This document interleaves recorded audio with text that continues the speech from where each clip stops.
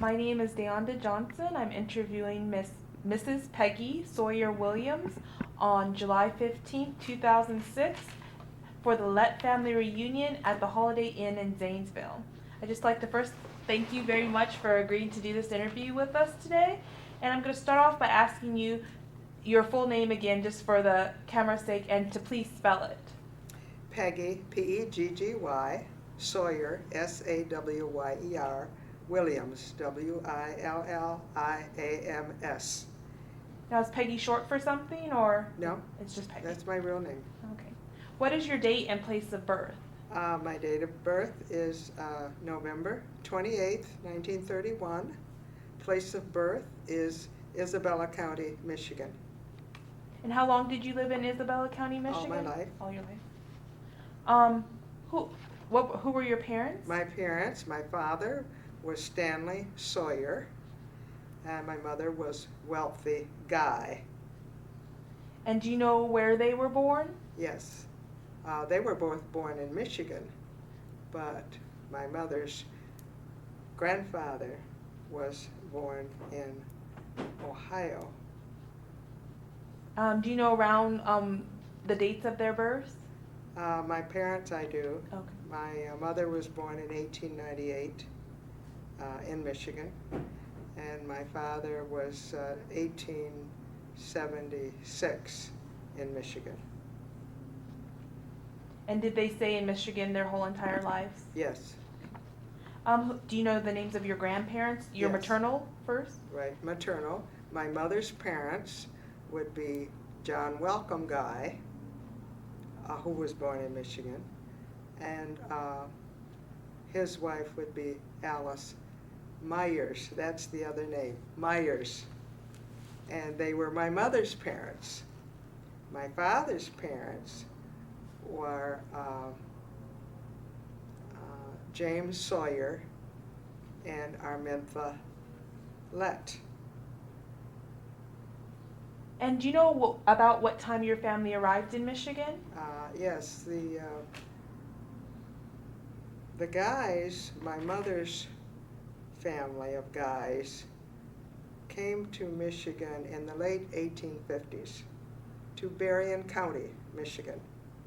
From Berrien County, they moved over to Montcalm County, and then from Montcalm County up to Isabella County, where most of us have lived. They lived throughout their lives. My father's parents came from Indiana to Michigan, and his mother had come from Ohio, but my great-grandfather, who was Aquila Lett, served in the Civil War, and they lived in Arlington Township in Van Buren County, Michigan. So we have a big Michigan history. I am a third-generation Michiganian. Do you have any siblings? Oh yes, there were 7 children in our family. I am number 6. You're number 6? I am number 6. Were they all born in Michigan? Oh yes, yes. Are you married? Oh yes. Can you tell me your husband's name? Yes, my husband's name is Wallace Nathaniel Williams, and he is a former Detroit police officer, retired, and his parents were from, his grandparents migrated to Detroit from Ohio and Kentucky from the Underground Railroad. So do you know if his family and your family ever crossed paths before going to Michigan? They did not. They never did. They did not. Oh, no. okay. What do you know? Was your husband born in Michigan? Yes, he was born in Michigan in 1929, and he's from a family of 12. And is he still living? Yes, he's still living. Okay.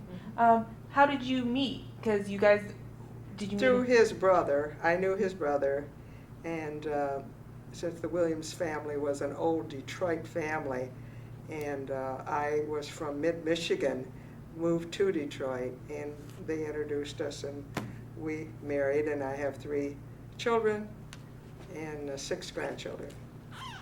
So how did you get to Detroit from Central Yes. Michigan. Well, it's at that time about a 3-hour drive, but I had relatives. I had an aunt and I had brothers and sisters who had moved from our location in Michigan down to Detroit to work. So that's how I got there. I followed suit. Now, were you going there to find a job? Yes. Or what to kind find of a job. jobs? Uh-huh. What kind of jobs were available at that time? At that time, it was very hard for blacks to get jobs because my field was secretarial. And at that time, of course, there was a very select few that were ever hired. So after I married, then I did find a job at a paper distributing company and ended up working there 43 years. I was the first black hired in their office in 1952, and I was the last person to close the office when the business closed 60 years. They were in business 60 years, and I worked Okay. for 43. Okay. So what year did you come to Detroit then? What year? I came in 1950. Oh, 1950, and you married in? In that same year. Oh, Mhm. okay. So did you go to secretary school, or how did you get I involved? did night courses, and some college courses, and in the secretarial field, I was concentrating in that field. So.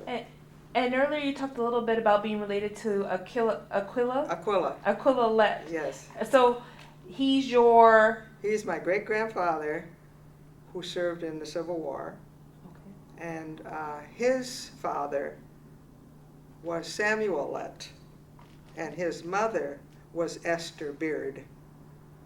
So it's quite confusing, and when you name the Aquilas, because there's almost one in every generation, and so you really should say son of, so you know which Aquila you're talking about, but his father was.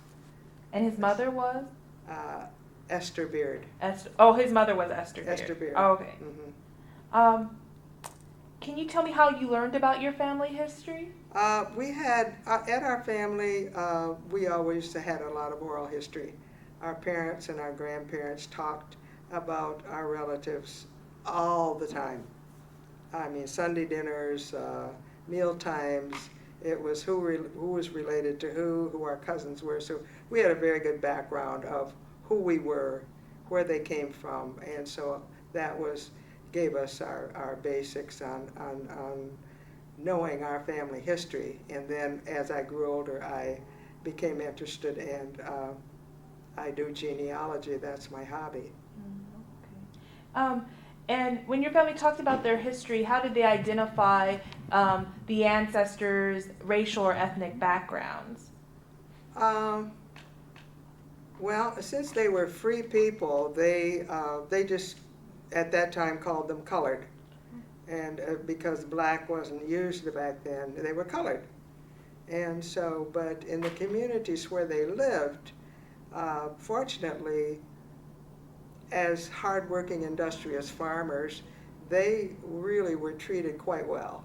They, as you will find throughout, even though it was in a white community, they did very well and were treated quite well. So we didn't have a lot of discrimination as far as community people. They were outstanding community people, so that was always the trend. So the place that you lived in, you were born and lived in for most of your life until you moved to Detroit, was it rural or urban? Rural. It was rural. Isabella, it was Rawlin Township. Oh. And there were blacks settled there in Rawlin Township around 1872. And a group of them came up from Ohio and settled in that township, and they built the roads, and they built schools and churches, and just had little settlements. So you had pockets of black families every few miles. And and that's throughout most states that you go to. You find pockets of blacks here and there. So in our schools where we attended, I would be the only one in my class. I was the only black, colored, whatever you want to call me, in my class for 12 years, from first grade through 12.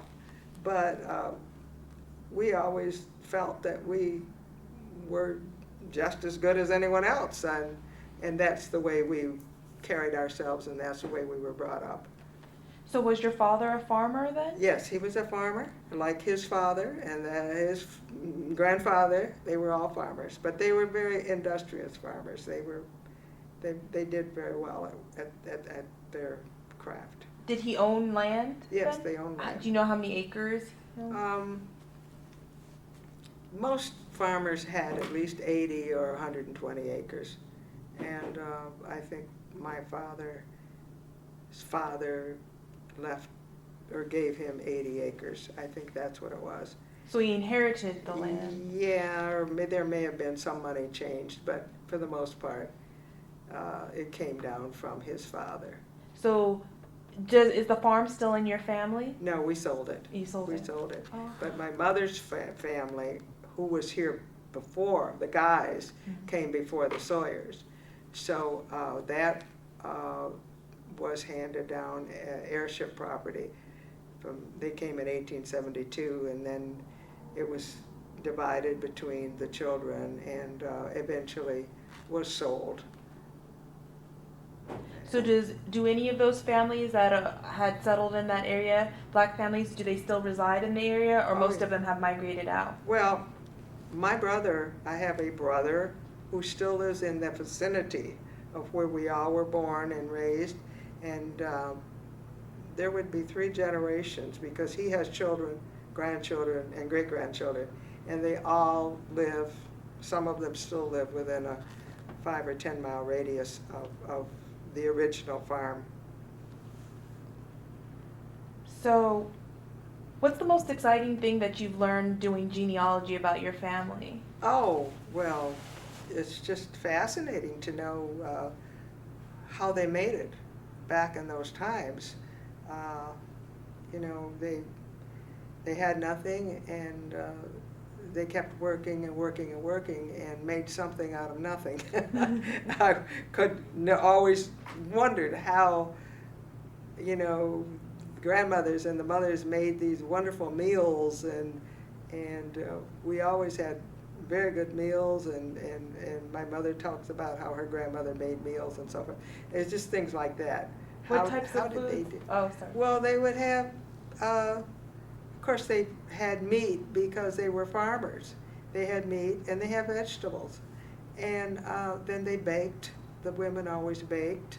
So that was very good. And you had your dairy products. So, they just made do with what they had on the farm. And then my mother and my grandmother and my great-grandmother were all midwives in the communities. So that was well known. If mothers were having babies, they would always come and get them to attend the birth.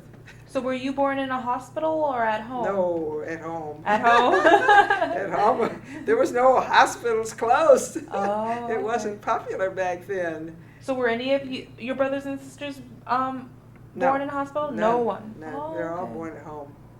And my mother, even the grandchildren were born at home. So my mother did all that, as did her mother and her grandmother. Oh. So do you know how they trained to be midwives? Was that just something that... I think they just handed down